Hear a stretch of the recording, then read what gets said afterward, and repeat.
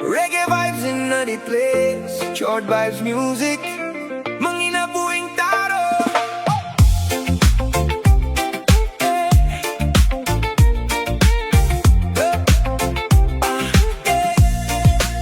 Sayo sa buntag na mukaw sa kinabuhi, naning kamod bisan kapoy pirmi. Walay kwarta pero taas o pangandoy, kay gusto lang mo swag ug malinawon.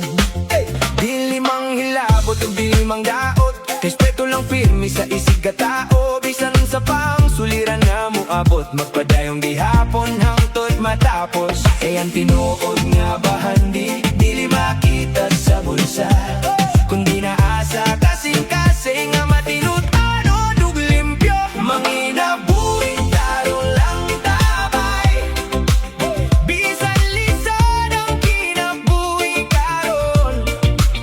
Ayaw padala sa dautang dalan, kay nanay grasya buhon.